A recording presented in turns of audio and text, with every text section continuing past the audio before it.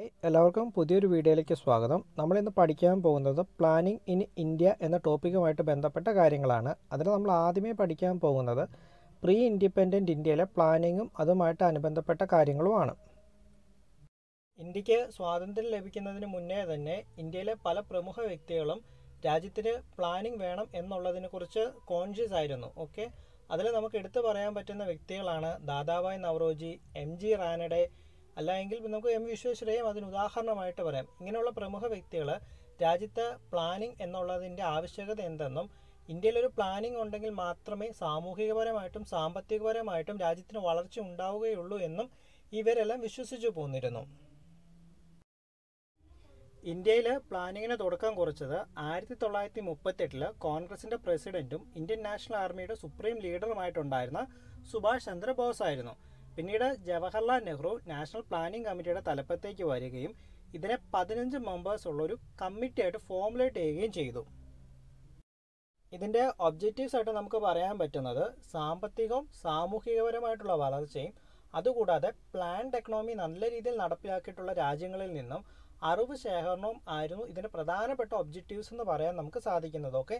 ഇതുകൂടാതെ തന്നെ ഇതിൻ്റെ കീഴിൽ പലയധികം സബ് കമ്മിറ്റീസ് അപ്പോയിൻമെൻറ്റ് ചെയ്യപ്പെടുകയും അത് പ്ലാൻഡ് എക്കണോമിയുമായിട്ട് ബന്ധപ്പെട്ട പല ആസ്പെക്റ്റുകളെ കുറിച്ച് പഠനം നടത്തുകയും റിപ്പോർട്ട് സമർപ്പിക്കുകയും അതിൻ്റെ അടിസ്ഥാനത്തിൽ അനുബന്ധ തീരുമാനങ്ങൾ എടുക്കുകയും ചെയ്തു. രണ്ടാമതായിട്ട് നമ്മൾ നോക്കുന്നതാണ് ബോംബെ പ്ലാൻ. വർഷം 1944 ബോംബെയിലെ പ്രശസ്തമായിട്ടുണ്ടായിരുന്ന വ്യവസായികളും സാമ്പത്തിക വിദഗ്ധരും ചേർന്നിട്ടാണ് ബോംബെ പ്ലാന് രൂപം നൽകുന്നത്. അതിലുണ്ടായിരുന്ന വ്യക്തികൾ എന്ന് പറയുന്നതാണ് നമ്മുടെ സർ പുരുഷോത്തം ദാസ് തകൂർദാസ്, JRD ടാറ്റ, ഇതുകൂടാതെ മറ്റ് 6 വ്യക്തികളുമായിരുന്നു ഇത് രൂപം നൽകാൻ വേണ്ടി ഇതിനകത്ത് ഉണ്ടായിരുന്നത്. ഇതിൻ്റെ ഒബ്ജക്റ്റീവ്സ് എന്ന് പറയുന്നത് തന്നെ നമ്മൾ ഇൻകം ഡബിൾ ചെയ്യുക. ഇൻകം ഡബിൾ ചെയ്യുക എന്ന് പറഞ്ഞത് പെർ ക്യാപിറ്റ ഇൻകം ആണ്. പെർ ക്യാപിറ്റ ഇൻകം ഏകദേശം ഡബിൾ ചെയ്യുകയും അതുകൂടാതെ തന്നെ നാഷണൽ ഇൻകം എന്ന് പറയുന്നത് ട്രിപ്പിൾ ചെയ്യുകയും ചെയ്യണം. എത്ര വർഷം കൊണ്ട്? 15 വർഷം കൊണ്ട്. 15 വർഷം കൊണ്ട് പെർ ക്യാപിറ്റ ഇൻകം ഡബിൾ ചെയ്യുകയും നാഷണൽ ഇൻകം 3 ടൈംസ് അല്ലെങ്കിൽ ട്രിപ്പിൾ ചെയ്യുകയും ചെയ്യുക എന്നുള്ളതായിരുന്നു ഇതിൻ്റെ ഒരു ഒബ്ജക്റ്റീവ് എന്ന് പറയുന്നത്. രണ്ടാമതായിട്ട് മറ്റൊരു ഒബ്ജക്റ്റീവ് ഉണ്ടായിരുന്നെന്ന് പറയുന്നത് കാർഷിക മേഖല 130% വളർച്ചയും അതുകൂടാതെ തന്നെ ഇൻഡസ്ട്രീസിൻ്റെ 500% വളർച്ചയും ഇതിൻ്റെ മറ്റൊരു ഒബ്ജക്റ്റീവായിരുന്നു.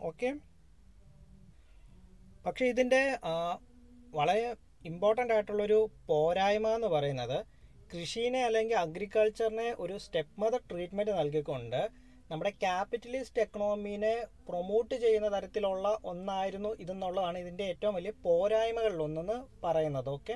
ഇതാണ് ബോംബെ പ്ലാനിനെ കുറിച്ച് നമുക്ക് നോക്കാനുള്ളത്.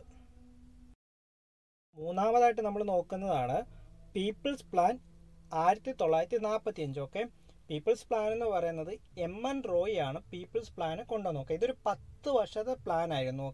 നമ്മുടെ ഈ പഞ്ചവത്സര പദ്ധതികൾ എന്ന് പറയുന്ന പോലെ ഇതൊരു 10 വർഷം. ഇതൊരു 10 വർഷത്തെ പ്ലാൻ ആയിരുന്നു. ഇതിൽ അഗ്രികൾച്ചറിനെ അല്ലെങ്കിൽ നമ്മുടെ കൃഷിയെയും കൺസ്യൂമർ ഗുഡ് ഇൻഡസ്ട്രീസിനെയും പ്രാധാന്യം നൽകിക്കൊണ്ടാണ് എന്ത് വന്നത്? നമ്മുടെ പീപ്പിൾസ് പ്ലാൻ വന്നത്. അതിൽ നമ്മുടെ ലാൻഡിനെ നാഷണലൈസ് ചെയ്യാനും ഇൻഡസ്ട്രീസിനെ സർക്കാരിൻ്റെ അല്ലെങ്കിൽ സ്റ്റേറ്റ് ഓൺ ചെയ്യാനുമായിട്ട് നമ്മുടെ MN റോയ് മുന്നോട്ട് വെച്ചു. പക്ഷേ ഇത് വളരെ അംബീഷ്യസ് ആയിട്ടുള്ള പ്ലാൻ ആയിരുന്നെങ്കിൽ തന്നെയും റിസോഴ്സസ് അലോക്കേറ്റ് ചെയ്യാൻ വേണ്ടിയും മൊബിലൈസ് ചെയ്യാൻ പറ്റാതെ വന്നതുകൊണ്ടും ഈ പ്ലാൻ ഒരു പരാജയമായിട്ട് മാറുകയായിരുന്നു ചെയ്യുന്നത്. പരാജയം എന്ന് പറയുന്നതിനേക്കാളും പ്രാക്ടിക്കൽ അല്ലാതെ ഇംപ്രാക്ടിക്കലായിട്ട് മാറുകയായിരുന്നു എന്ന് നമുക്ക് പറയാം.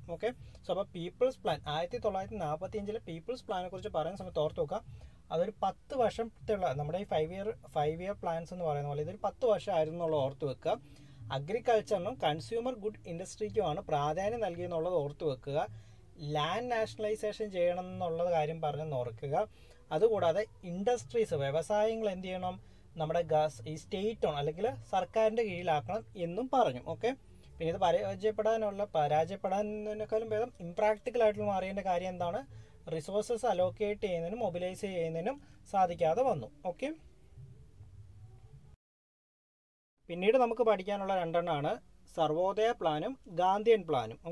നമുക്ക് ഒത്തിരി ഡീറ്റെയിൽ ആയിട്ട് പോകേണ്ട കാര്യമില്ല. ഗാന്ധിയൻ പ്ലാനിനെ കുറിച്ച് പറയുന്ന സമയത്ത് എക്കണോമിക് ഡീസെൻട്രലൈസേഷനെ കുറിച്ചും നമ്മുടെ കോട്ടേജ് ഇൻഡസ്ട്രി വഴിയുള്ള റൂറൽ ഏരിയയുടെ ഡെവലപ്മെൻറ്റിനെ കുറിച്ചും പറയുന്നുള്ളത് ഓർത്ത് വെക്കുക. ഇതിനകത്ത് ഗാന്ധിയൻ പ്ലാനകത്ത് എക്കണോമിക് ഡീസെൻട്രലൈസേഷനും റൂറൽ ഏരിയയുടെ ഡെവലപ്മെൻറ്റ് കോട്ടേജ് ഇൻഡസ്ട്രീസ് വഴിയുള്ള കാര്യവും പറയുന്നുണ്ടെന്നുള്ളത് ഓർത്ത് വെക്കുക. ഓക്കെ, ഇതാണ് ഗാന്ധിയൻ പ്ലാൻ എന്ന് പറയുന്നത്. ഓക്കെ, പിന്നീടുള്ളതാണ് സർവോദയ പ്ലാൻ. സർവോദയ പ്ലാനിനെ കുറിച്ച് പറയുന്ന സമയത്ത് ജയപ്രകാശ് നാരായണാണ് ഈ സർവോദയ പ്ലാൻ മുന്നോട്ട് കൊണ്ടുവരുന്നത് എന്നുള്ളത് ഓർത്ത് വെക്കുക. ഓക്കെ, ഗാന്ധിയൻ ഐഡിയാസിൽ നിന്നും ആചാര്യ വിനോബ ഭാവയുടെ സർവോദയ ഐഡിയാസും ചേർത്ത് വെച്ചിട്ടാണ് എന്ത് കൊണ്ടുവന്നത്, സർവോദയ പ്ലാൻ കൊണ്ടുവന്നിട്ടുള്ളതെന്ന് ഓർത്ത് വെക്കുക. ഓക്കെ, നമ്മൾ നേരത്തെ പറഞ്ഞ പോലെ തന്നെ അഗ്രികൾച്ചറിനെയും ചെറിയ രീതിയിലുള്ള നമ്മുടെ സ്മോൾ കോട്ടേജ് ഇൻഡസ്ട്രീസിനെയും പ്രൊമോട്ട് ചെയ്തിട്ടുള്ള ഒന്നായിരുന്നു എന്തെന്ന് പറയുന്നത് നമ്മുടെ സർവോദയ പ്ലാൻ എന്നുള്ളത് ഓർത്ത് വെക്കുക. അതുകൂടാതെ ഇതിനകത്ത് പറഞ്ഞതാണ് നമ്മുടെ ഫോറിൻ ടെക്നോളജീസിനെ നമ്മൾ റിലേ ചെയ്യുന്നതിൽ നിന്ന് നമ്മൾ ഇൻഡിപെൻഡൻ്റ് ആകണമെന്നുള്ളത്. ഓക്കെ, നമ്മുടെ